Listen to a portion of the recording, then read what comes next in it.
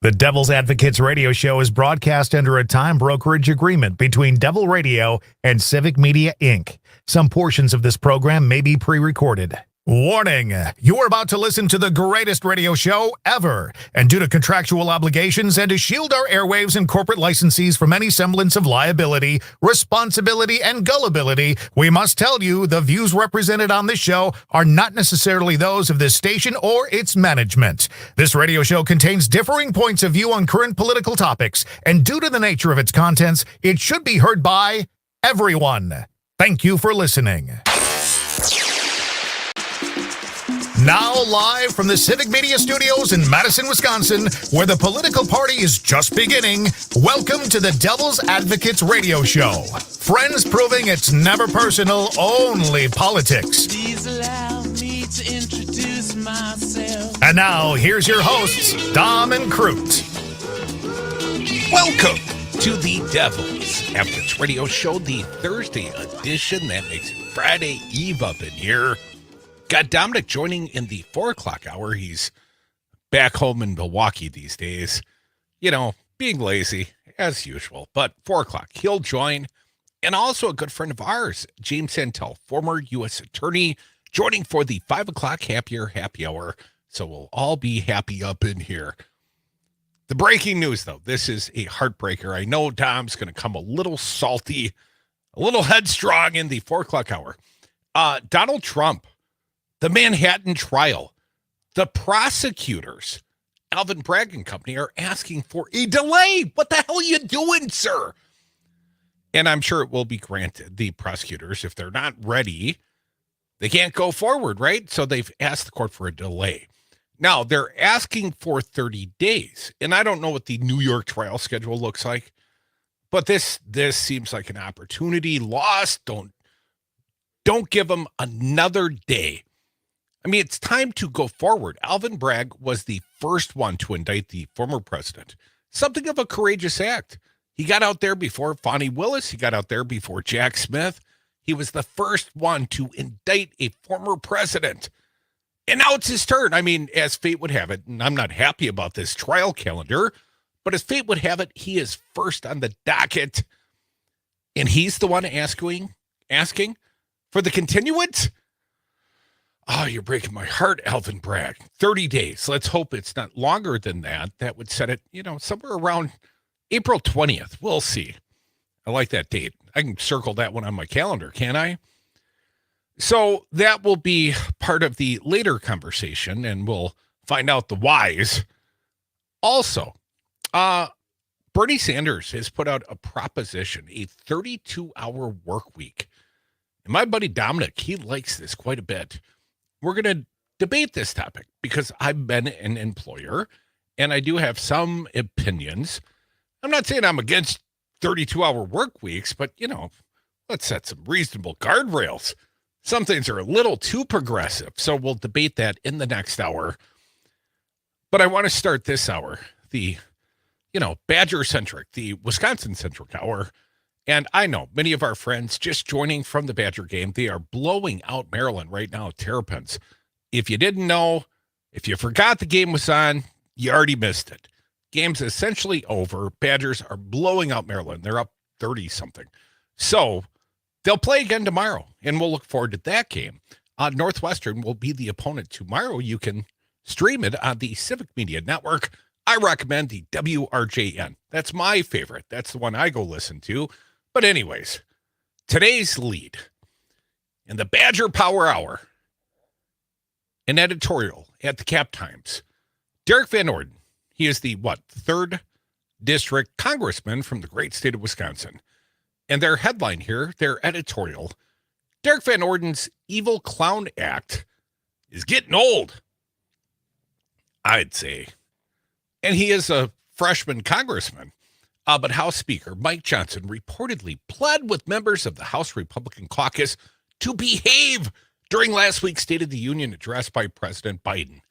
Having been stung in previous years by attempts to disrupt Biden's speeches, which blew up in the faces of obnoxious Republicans and embarrassed the party in general, the recently chosen speaker tried to get his caucus under control.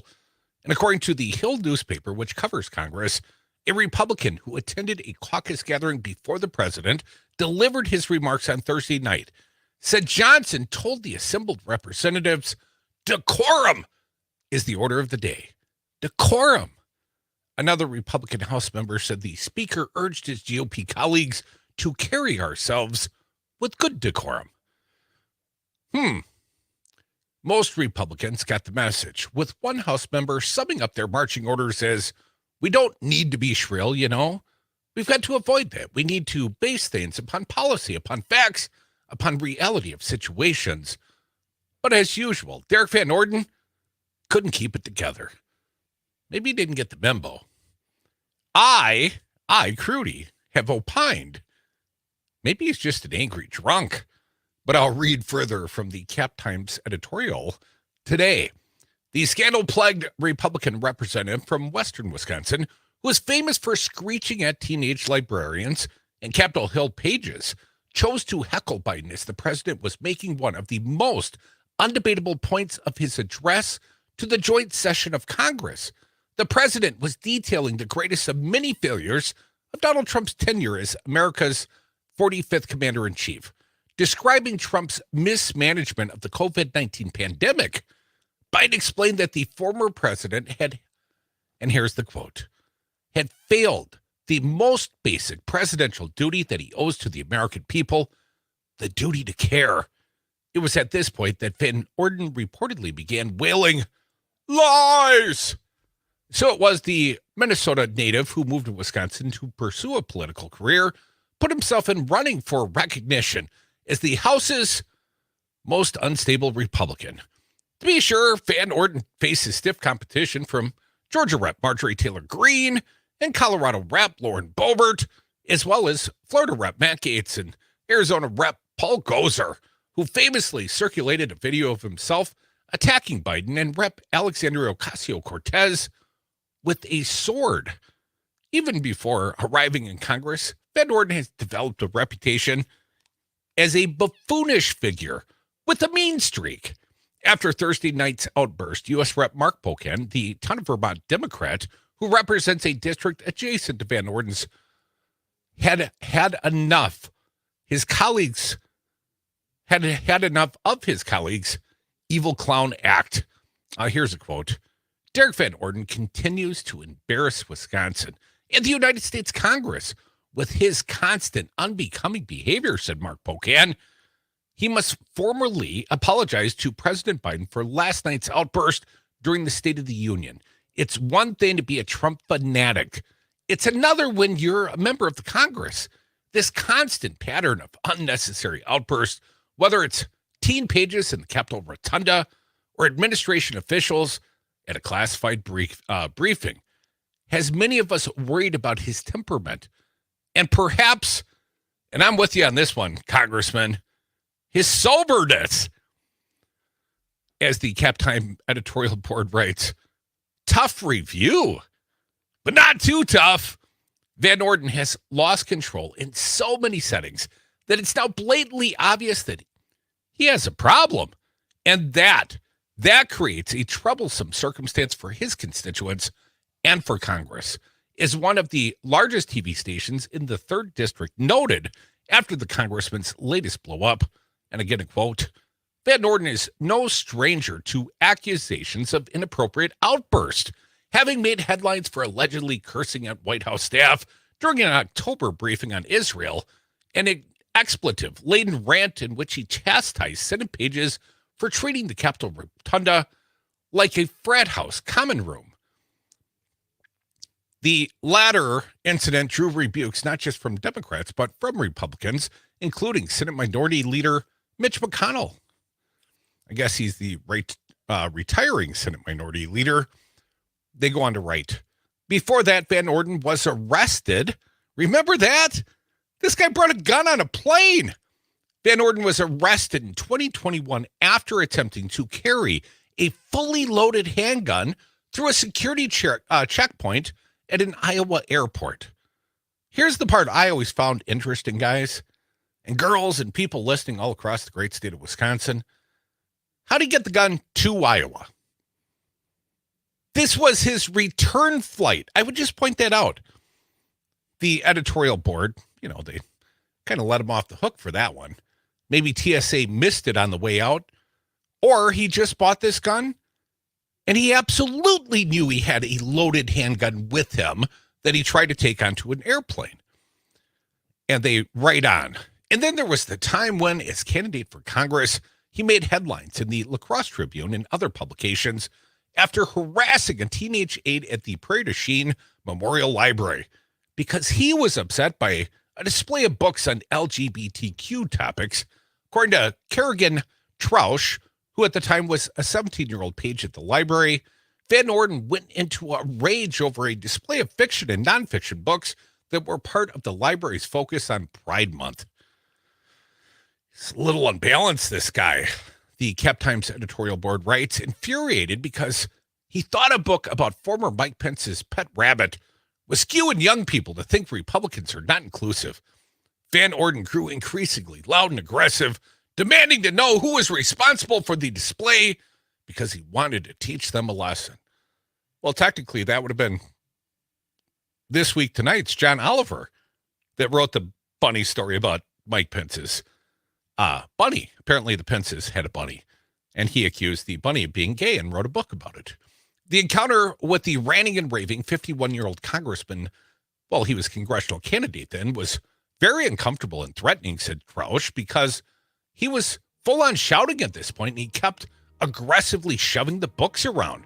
And what is recent screaming at the White House aides and now President Biden, Van Orden has graduated from picking on teenagers to interrupting presidents. But it's all part of the same pattern of behavior. That's just one of the many reasons why State Rep Katrina Shanklin, a Democrat who's challenging Van Orden's election bid, said, "This man has no business being a member of Congress." I agree, Katrina. This behavior is unbecoming of our representative, and it does nothing to help folks in the 3rd Congressional District, and it isn't the first time he's embarrassed us. Shanklin's right. Van Orden has no place in Congress or in the Prairie du Chien Memorial Library. It's fine in the bars, though. In that regard, he fits in. There, perhaps a circus. Evil clown, Derek Van Orden, the editorial page, effectively says, it's time for you to retire. Spend more time with family. Yelling at local kids and what for. Come back, the Devil's Advocates Radio Show. Welcome back, all you Bucky Badger fans. A glorious victory. Another game tomorrow. More Devils. Stick around.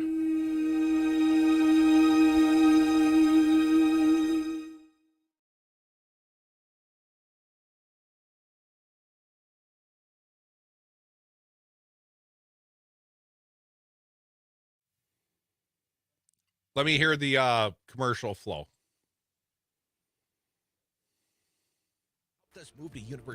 Later, when Dom joins, I may have you leave it open so we can continue to communicate, but if it's just me in here, call Jeff Jansen and Altus Commercial Real Estate at 608-338-1101. The Devil's Advocates are hiring. We need a part-time executive producer to direct the greatest radio show ever. Tasks include editing sound for broadcasts, screening callers, especially CJ, booking guests, and contributing daily. Candidates must be available to work weekdays 2 to 6:15 at 202 State Street, Madison. Funny, fast-thinking, tech-comfortable applicants. Inquire now via text.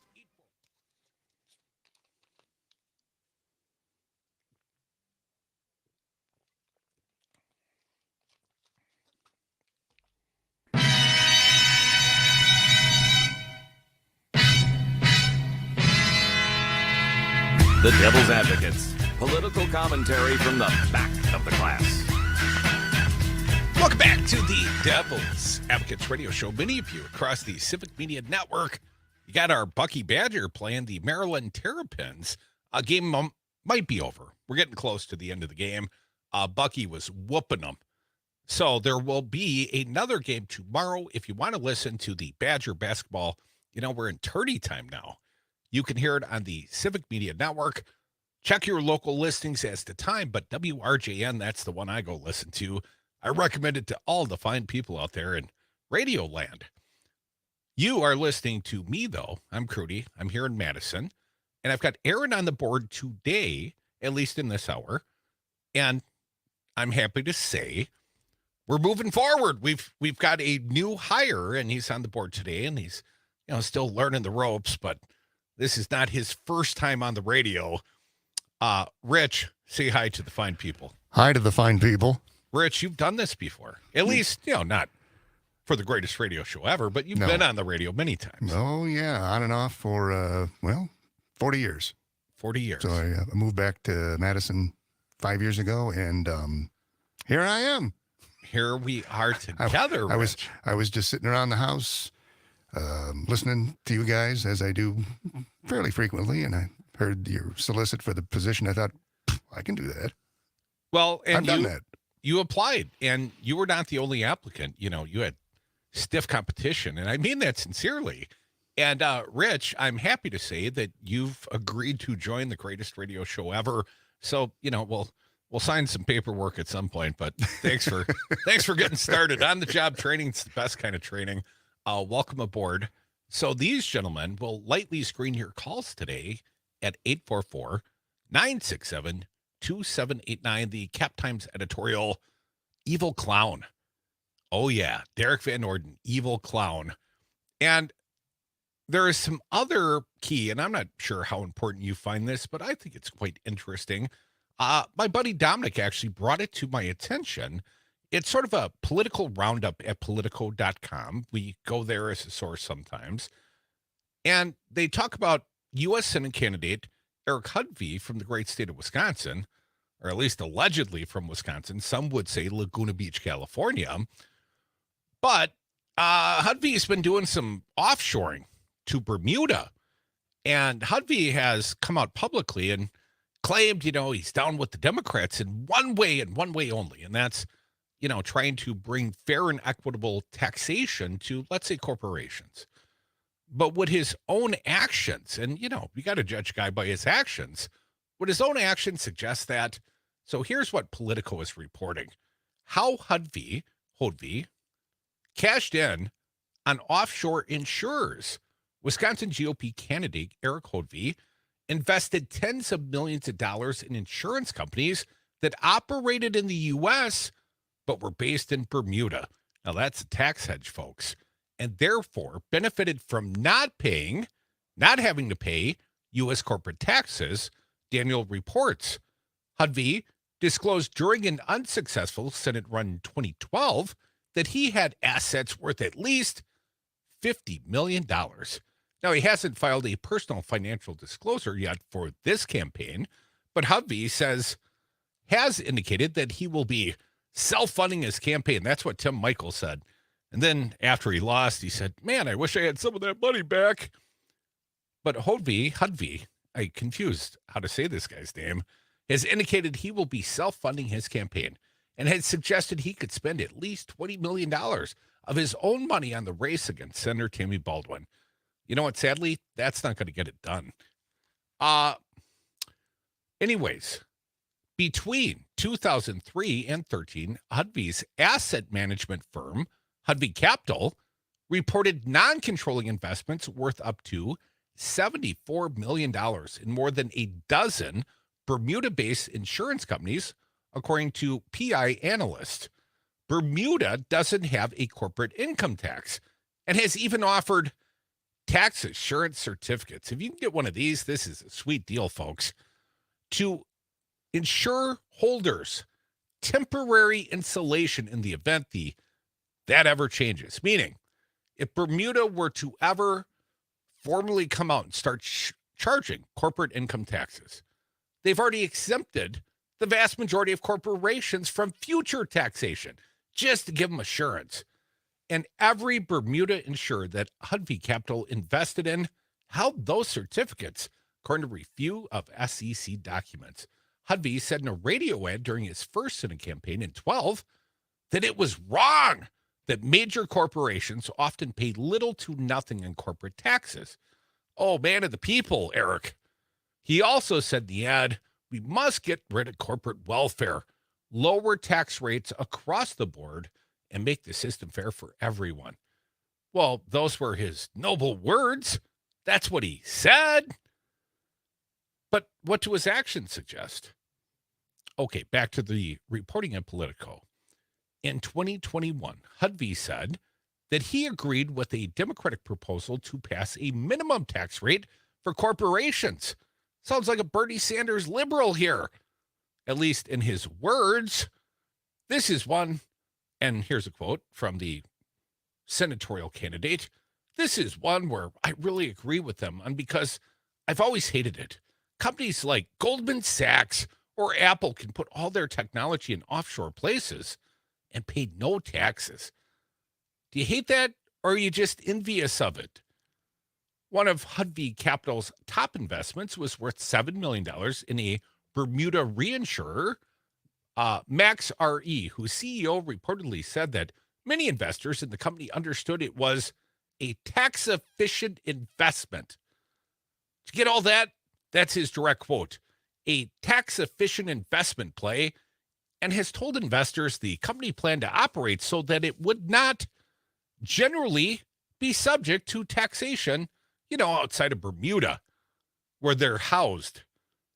Hudvey's firm also invested in several American companies that moved their headquarters to Bermuda to save on taxes. Again, actions speak louder than words sometimes. Bermuda, which has been called the world's risk capital, is the center of the reinsurance industry. So it's a way to go and launder profits in a non-corporate taxable kind of way. That's my interpretation of this story. Here's what his campaign had to say. In a statement, Hudvey's campaign spokesperson, a friend of ours, Ben Vogel, chalked up an inquiry about the investments to ridiculous attacks from liberals because Senator Baldwin can't run on her own record as a nearly 40-year career politician and rubber stamp for the Biden agenda. Now, Vogel also chided Baldwin and Congress for not addressing our broken tax system that favors big corporations and leaves small and medium businesses stuck foot in the bill.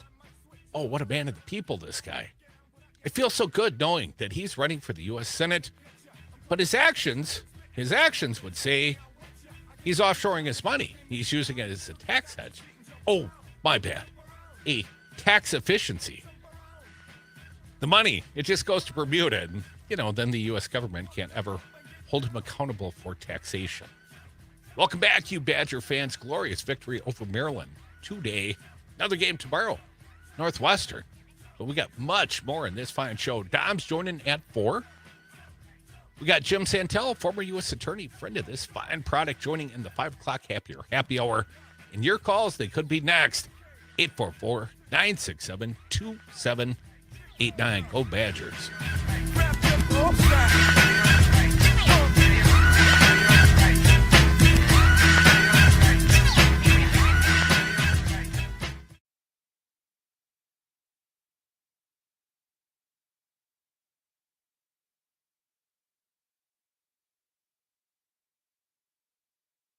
Radio Network. This is Chad Spate for Chad's Design Build. We're proud to employ some of the best carpenters and remodeling professionals in our industry. Are you honest and hardworking? Do you love to improve people's lives by improving their homes? Chad's Design Build offers excellent compensation and benefits focused on outstanding customer service, professional design, construction management, and craftsmanship, all in a nurturing, positive workplace. Whether you're thinking about remodeling your home or considering joining our team, go to chadsdesignbuild.com to learn more.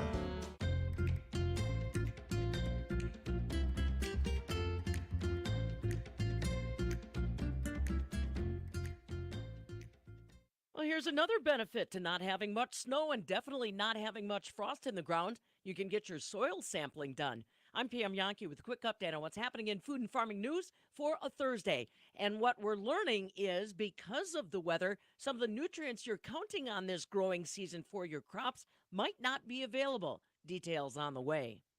Looking to grow new ideas for your farm?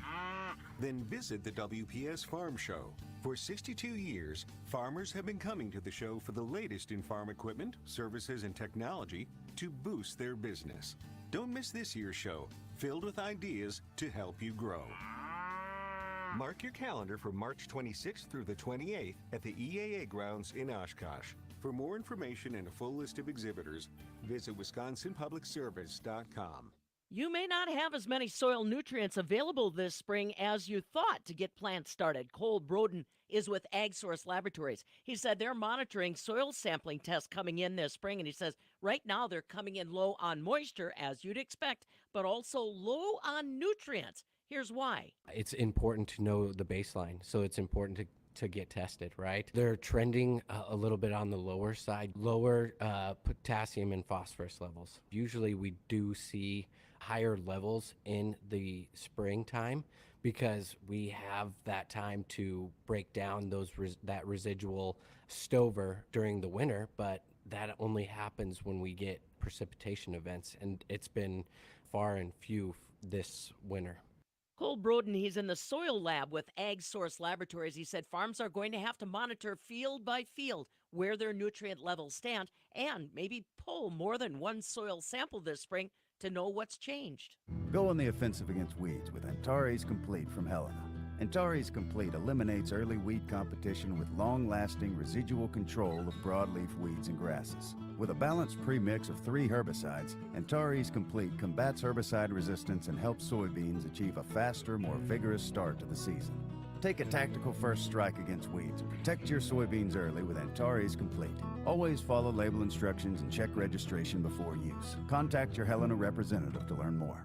And day number 1 of the Professional Dairy Producers Annual Business Conference in Wisconsin Dells was a rousing success. Standing room only. In fact, some folks sitting on the floor during the general session. And congratulations to the 21 dairy farmers and allied industry professionals that were recognized for completing all 3 pillars of leadership training in the Cornerstone Dairy Academy.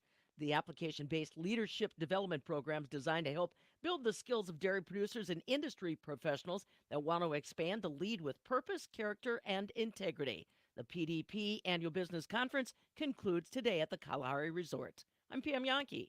You can always continue the conversation on social media. Share your thoughts when you find and follow Civic Media on Facebook, X, and Instagram. A dark and damp day today with cloudy skies and showers and even storms possible, not to mention patchy fog building in too, as winds whip us out of the northeast at 30 miles per hour. Highs hit the mid-40s but feel much cooler. I'm meteorologist Brittany Merlot. Currently, it's 42. Hey, Darcy, I just saw the perfect house. Can you help me write an offer on it? I'd be happy to, Brian. Did you see it at an open house? No, I just called the sign and had the agent show it to me. I didn't want to bug you. Right. How many times have you heard me say don't call the sign? All of them. You called the agent working for the seller, and once you see the property with that agent, I'm no longer free to write an offer on it. So... You need to hire us from the beginning, help you find the right home, negotiate on your behalf, and protect your interests all the way through the process, and it shouldn't cost you a dime. Solidarity Real.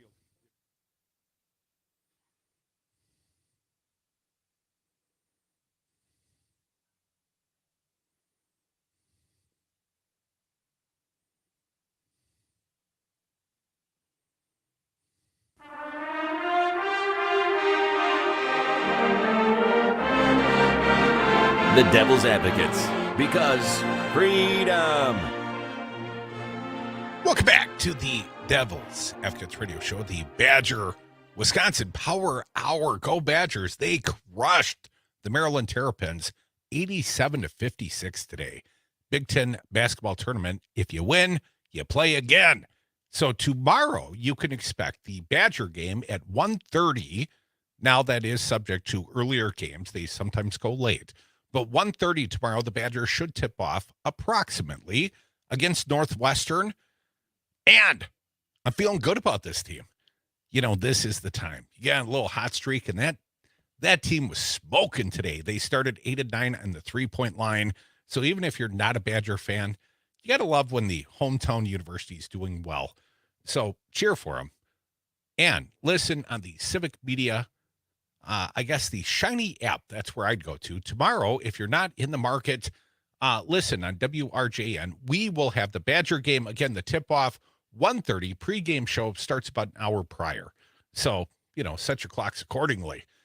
But let's talk some politics, and let's talk to the audience. You are our favorites at 844-967-2789. And, Joe, you're literally one of my favorites. Welcome, Joe. How you doing? Oh man, I appreciate the update on our dear Derek Van Orton from the 3rd District. Evil clown Derek. Angry drunk Derek. Well, I like Angry Drunk. I do like the nickname that another one of your guests had given him, which was Chug-a-Luck, which I thought was also very appropriate, considering Dom spoke of that time when he had a guest in his office on a Tuesday morning at I think 9:30, and was offering them beer out of the refrigerator. That was my wife. That was my wife, Joe. Wow, amazing. It was technically 10 o'clock Eastern, 9 o'clock Central. Oh, well then, okay. We're past 8:30, so it's past the first coffee and into the first beer. What does that say about what your office is like? That during it'd be one thing if it was 4:30, but we're talking about 9 o'clock in the morning, he's already offering the beers. How many have you had by this point, Derek? And I think the thing that gets interesting with this guy, he's obviously, he's got huge anger management problems, and this somebody that takes a loaded handgun on a plane, because of course the rules don't apply to him. No rules apply to him. God forbid that a Black Lives Matter person brings a loaded handgun on a plane, but he, ex-Navy SEAL can do it. Joe, have you ever wondered, I'm sorry to interrupt you, but I like to wonder aloud. That was the return flight. How did he get the gun to Iowa in the first place?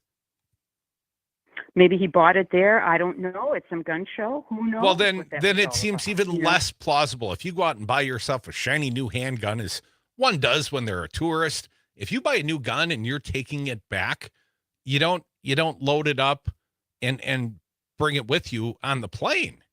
You know what I mean? This guy was a Navy SEAL. This guy's supposed to be a weapons expert. And that part of it, I don't denigrate his service to the nation. It's the sort of man he has become post-service to the nation that I take great objection to. I would agree with that. And I think you can see some more of that. There were some quotes from him from that trip that he took to Israel in the middle of the speaker vote last fall. He just bailed and went off to Israel because he was going to be the man on the ground, this huge inflated ego. And when you listen to the quotes that he had, listen to some of this stuff, Crute, it's just amazing. Quote, I will be inspecting medical facilities to have a holistic understanding of the current and future needs of the Israeli people. Okay, what do you know about medical needs? You're a Navy SEAL. You're not a doctor. You're not a nurse. You're not somebody that's ordered medical equipment. What on earth do you know about it? But, he's the big man on campus. It's just, and this idea that he would be the one to be offering this advice and counsel, because after all, he's Derek and he was a former Navy SEAL, and that means he knows everything. Or as he said, again, quote, he is uniquely qualified to objectively ascertain the ground truth. Oh my God. Does he speak Arabic? Why would we listen to this guy? What on earth would he know about the ground truth? But yet this inflated ego. I think I always like to take this, Crute, and just spin it and put a gal, like let's say Patty Murray was in this place and bringing a loaded handgun onto a plane. Let's say that Patty Murray out of Washington State got all upset about a library display and started tossing it around and yelling and cursing. Or people. Tammy Baldwin, Let's say that, bringing it closer to home. Yeah. But continue, please. Yeah. Imagine that. Imagine that a gal engaged in this kind of behavior. At one point in the previous discussion, you said, okay, this is not appropriate behavior for being a representative, but maybe in a bar. I would say you wouldn't get away with this behavior in a bar. In a bar, the bartender would say,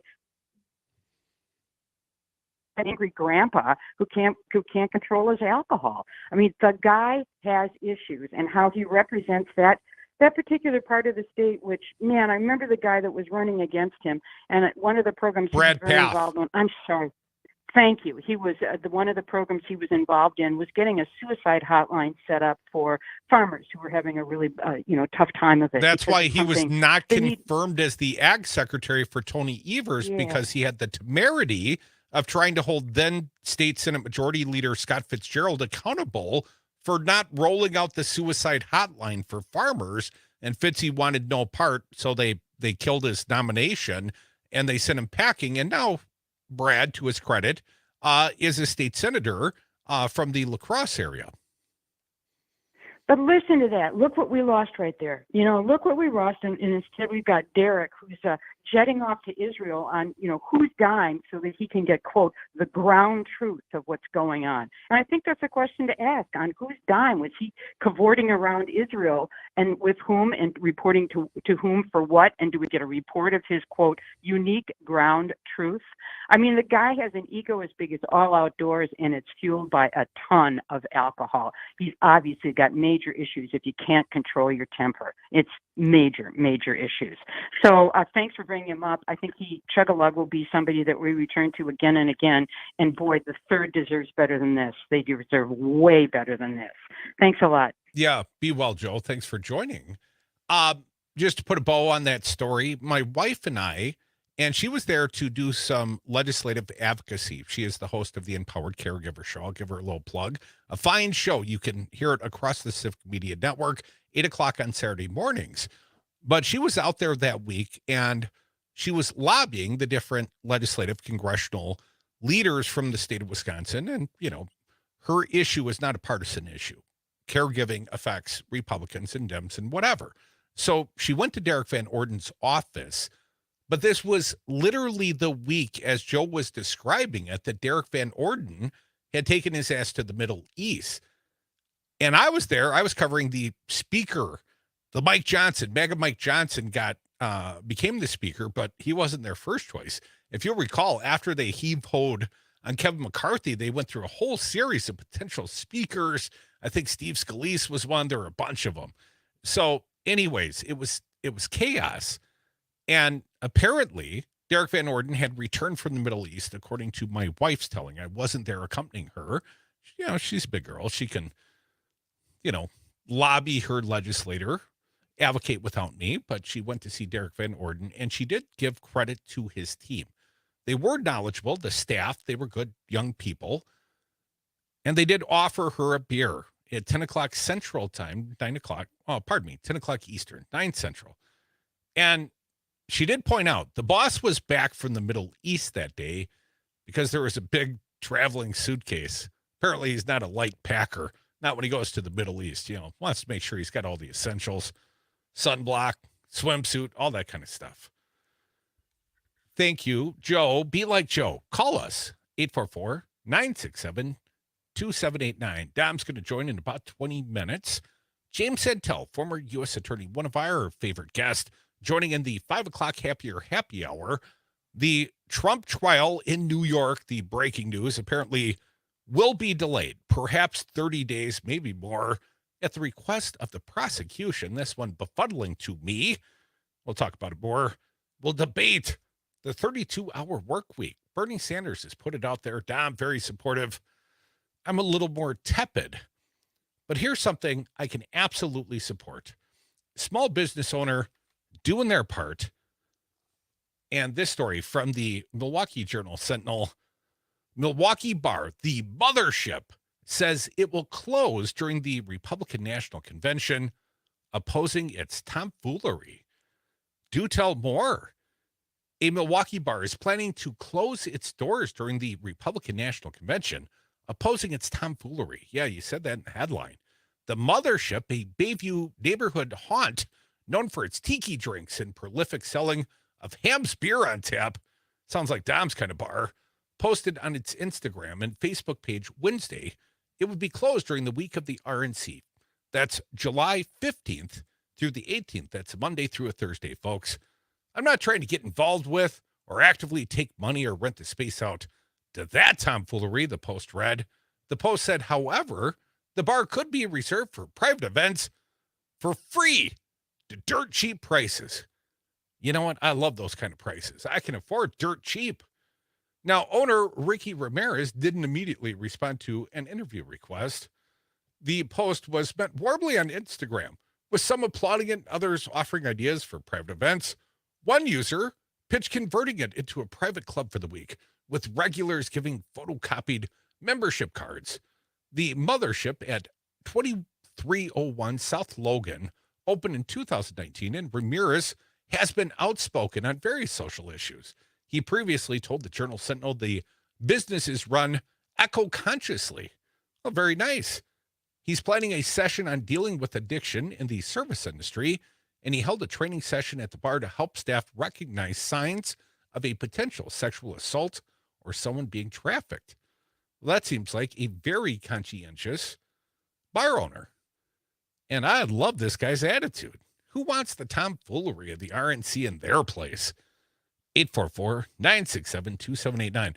We may look this guy up. I guarantee when Dom and I covered the RNC, it's got to be from outside the circus tent. Well, they say, outside the tent PNN. That's our plan for coverage. Outside the tent PNN, because I am there to resist everything they stand for. This will be the coronation, the nomination of Donald Trump once again. And they're going to do it in Milwaukee this year. And Dom is quite fearful of the marching Nazis that will accompany. I'm less so. They're going to shut down. It'll be on complete lockdown. I mean, if you live in that area, it's going to be terrible. But in terms of marching Nazis through the streets of Milwaukee, good luck with that. 844-967-2789. Hoosier Bob. How you doing, Bob? Hello? Welcome to the show. Yes, hey, sir. How are you? Good, man. Question. I've got a question, and it could be my fault for not listening to you as frequently as I do. Derek Van Orton. Yes. How does anyone know he was actually a SEAL? Those things are, documented. He is, my understanding, living on a military disability, I do believe. But no, I don't doubt the veracity of the story about Navy SEAL. I don't think there were any active wars. I mean, maybe he went to Iraq, but, I haven't seen him trying to steal any valor, but he did write a really crazy book. And his like, I'm a superhuman kind of guy book included stories of like how to kiss a girl. I mean, he was really quite weird. And this is the congressman in the 3rd CD of Wisconsin, which is along the Mississippi. That's most of western Wisconsin. Well, yeah, my only reason for asking that is in one of my former lives, I knew a lot of guys who were in special operations, SEALs, Green Berets, Air Force. He don't strike me as being on target. There's something wrong with him, and it's not just the alcohol and that bad temper. There's just something wrong with that boy. I'd love to see his service record. I'm less curious. His book, A Book of Man, a Navy SEAL's. Thanks, Bob, for your call. Let me make sure I get the entirety of this. I'd hate for you to miss this. You can apparently buy the Derek Van Orden Evil Clown book at the Amazon if you so choose. Book of Man, a Navy SEAL's guide to the lost art of manhood. And apparently smooching. Derek Van Orden and his ghostwriter, Adam Mitchell. It's got 3.73 stars on the Goodreads book site here. Go Badgers or Devils.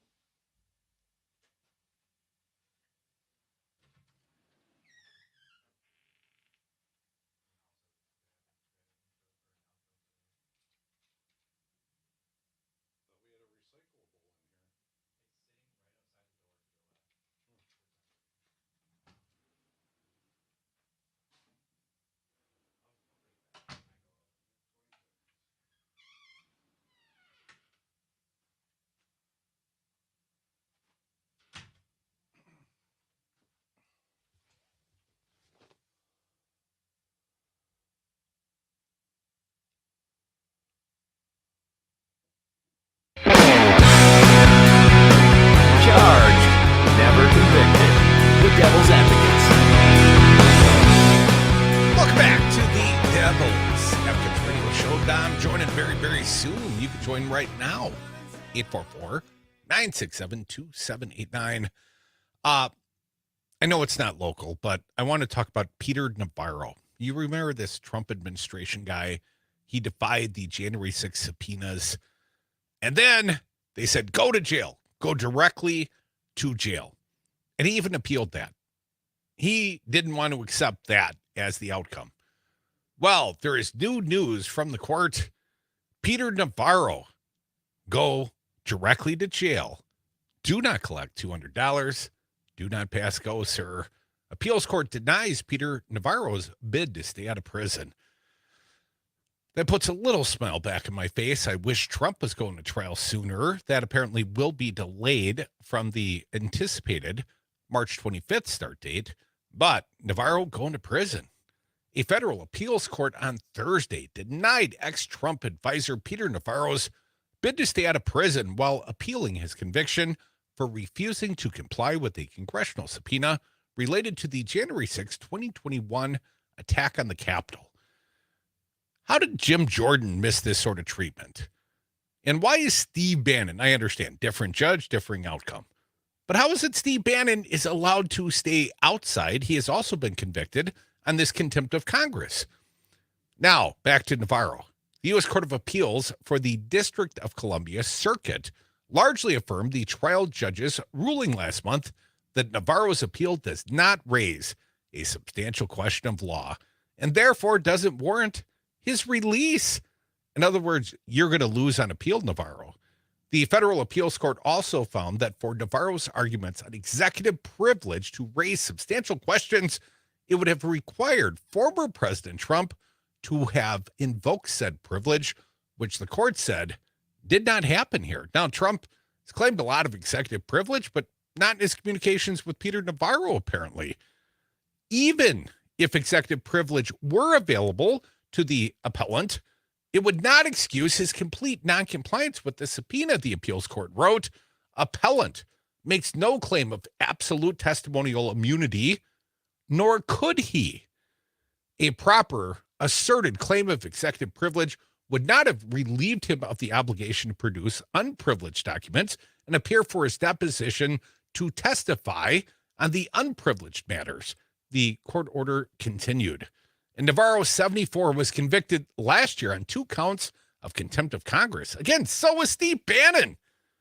One for failing to produce documents related to the January 6th probe, another for skipping his deposition. He was sentenced to 4 months in prison. And my understanding, federal time, he's going to do most of this 4 months. That doesn't sound like a long time. If you're in federal prison, that's going to seem like an awfully long time. The former Trump economic advisor has been ordered to report to Miami prison Tuesday. It'd be a big Tuesday for him. No tacos, which would make him the first key Trump advisor to serve jail time over his efforts to overturn the 2020 election. U.S. District Judge Ahmet Mata, who oversaw Navarro's trial, had barred his attorneys from using executive privilege as a defense after finding he failed to prove privilege was ever invoked by Trump. Yeah, that would be a precursor. In court filings, Navarro's attorney said his defense was hamstrung by the open question of whether a president can direct his subordinates not to testify before Congress. Navarro himself told the judge during his sentencing he had an honest belief that the privilege had been invoked, prompting him to ignore the House January 6th committee request for documents and an interview. Well, didn't work out, did it? 844-967-2789. Couldn't have happened to a nicer administration. You know, if you're going to do some jail time. Miami, though. I hear it's beautiful this time of year. You know, outside the walls. 844-967-2789.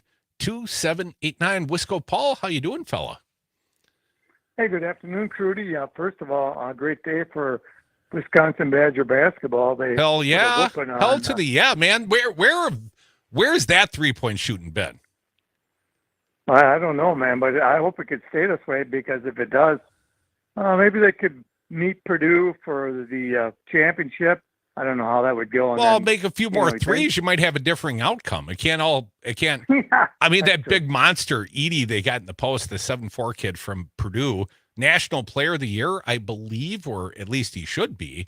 The only way to beat that, like if Stephen Crowell can go out to the 3-pointer and nail a couple like he did today, well, suddenly Edie's got to come out and respect him on the line, on the 3-point line. And what do you know? The inside might open up for, some of the inside scoring, the Chucky Hepburns, the Max Kleinschmidts, to take it to the rack. Oh, that is correct. And it'd be nice to see him get a good tournament seed. And I'd actually like to see Greg Gard keep his job in Wisconsin. Keep his job? You think his job's in jeopardy? Only if he was one and done in the NCAA, then it could be. I'm not for that, by the way, but I'm just saying. There's been a lot of firing of coaches around the state of Wisconsin in the last year or two, hasn't there? Everyone from Paul Chryst to Jim Leonard to Mike Budenholzer to Adrian Griffith. Craig Counsell left us. I mean, this has been a state that definitely has seen some changes in our favorite sports teams. If it weren't for Matt LaFleur and his cute little mug, all the women like Matt LaFleur. I don't know if Mrs. Wisco likes him, but my wife finds him quite handsome. Many of the women do. But he's been the only constant here in sports. Him and Greg Gard. Tell me it ain't so, Wisco. I think you hit the nail on the head with that one. And very quickly, Van Orden actually makes Groban look good if that's possible. And I also think Milwaukee will be on total lockdown during the convention down there. So I don't think the streets will effectively be on lockdown. You can't march unrestrained through the streets. Nowhere close to the Fiserv Forum. They'll all be locked down. They'll be controlled by chain link and metal and bus racks and all that kind of stuff, man. You can't march down there. Well, that's pretty much true. And then as far as Navarro and the Trump circle, is there anybody in that circle, by the way, that isn't corrupt, that haven't broke some kind of law somewhere along the line? I mean, in Trump's whole unbelievable circle of administration, friends, allies, Romans, and countrymen, if you are not corrupt, you're not going to fit in that circle, Wisco Paul. Why do you think they had to purge the whole RNC this week? Again, you hit the nail on the head. And I'll be listening for the next 2 hours. So have a good show. Well, good Wisco, so far. I hope you don't feel like you wasted it on hour one. I don't feel that way. All right, brother. Thanks for listening. More Devil's Advocates. Dom joins. We argue. The great debate. 32-hour work week. What do you think? Bernie Sanders thinks it's a good idea. I'm a little tepid on this one, Bernie. We'll talk about it. More Devils.